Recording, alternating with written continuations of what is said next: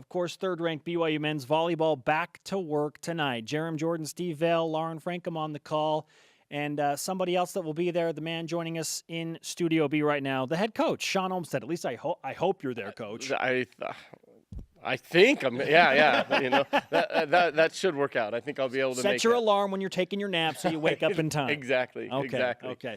Hey, we've been talking a lot about music today and emotions that you can feel through music. What's your pump up song on game day? I've got a playlist. I like to go through some routines and get a workout in before the matches. I don't know if I could mention a lot of the artists on my playlist. I'll be honest, but it gets me going, and so I've got some stuff back in the Metallica, Little Guns N' Roses. I will say some edited Eminem. Okay. And so I've got the playlist. I've got 2 or 3 that are my go-to, and whatever I'm feeling, I know the playlist from start to finish and go with that one and gets me going.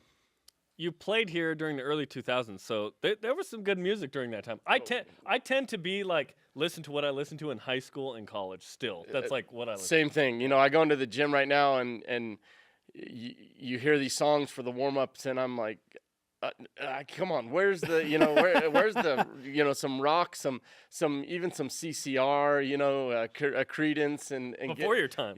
Just something to just pump you up and get you going. But hey, if Justin Bieber's what the guys want or these days, then I can't I just let it go. When Ben asks for Justin Bieber, you have to I go with it. Yeah.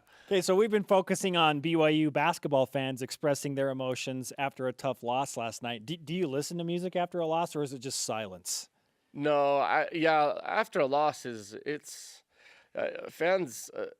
You don't understand until you're in coaching. There's so many different things. You have me personally. I have zero desire to eat. I don't really want to be around too many people. My wife for me is a great resource because she tries to just keep me level-headed. And hey, Shawn, it's the world's not ending right now. It's not over. There's a ton to look forward to.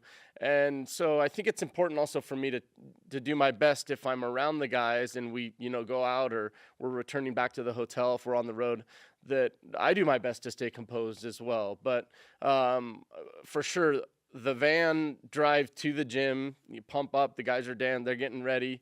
The van drive back after a loss is obviously considerably different. Yeah. Melancholy. So what you're telling me is if you start to get super skinny, things are not going well. Well, I'm trying to watch what I eat, so I hope I can get super skinny and things can still go well. Oh, you can be toned. I need to get toned up. There we go. Just don't come into Studio B at 130 pounds, okay, yes, Shawn? I'll be really worried. What's going on? Yeah. What's going on is that you're 6-1, you're 2-0 in the Mountain Pacific Sports Federation.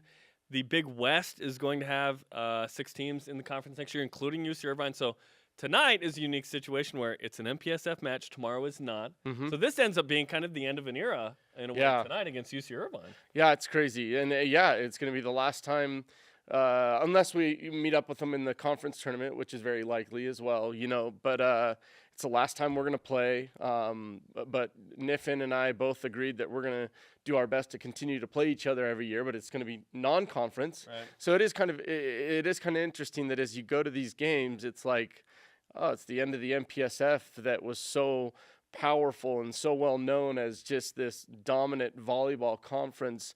Now we're going different directions, and so we're going to be matching up in these non-conference matchups. So we're going to still, like I've said before here on this show, we're going to still play those opponents. Those guys are going to still come to Provo. We're going to travel there. So it's going to be a lot of familiar opponents, but it's under a different, set of circumstances. And so it's an interesting dynamic. Tonight, yes, is a conference match. Tomorrow is not. But, it's 2 great teams that want to play each other for the benefit of our season and getting better, improving. And so we're here in Provo, and so we're going to, make 2 matches out of it. There's no Utah men's volleyball, so the arch rival historically has been UCLA. But UC Irvine won 4 national titles in 7 years. One of those was over BYU. This has always been a big match. So what are some of the storylines for you going into this weekend with UC Irvine? Yeah, I mean, what they've done, when John got there, John Spra got there. I think when I was playing, I can't remember if it was my freshman or sophomore year, I got in against Irvine because at that time Irvine wasn't what they are today, and I hit 1,000. I had 3 sets and 3 kills, and I was so pumped up. But John Spra got there, completely changed that program. Started winning, getting great recruits, and turned that program around completely to where they were essentially a powerhouse, winning back-to-back national championships. And so it's become a great rivalry. And when we travel to Irvine, we get so many of the Orange County LDS fans, the community that support us so well. We were there last year, and it was a huge crowd. I think it might have been their best crowd of the year, if I recall. And so it's become kind of that, like you said, a rivalry with those guys, and they love playing here. I mean, their coach tells me all the time, I love coming to Provo. And so, that's good. And I'm sure he's telling those guys that instead of, maybe other coaches are preaching like, oh man, we got to go to Provo and all the fans, all the noise, but they seem to really enjoy it. And they're going to feed off that. And they've got a couple guys with great energy, very competitive, that I'm certain are going to kind of feed off the energy that our fans are going to be given. All right, Shawn, let's give you some BYU Sports Nation karma for this weekend's matches against UC Irvine. Yeah, it's going to be taking on the Anteaters, top 10 showdown. I hope you eat a lot this weekend, man. He's like Zeke Elliott out there. Feed Shawn. Let's go. You're a good man. Thanks for coming in. Oh, anytime. Thanks you. All If right. he gets the sweep, I want to see this. There you go.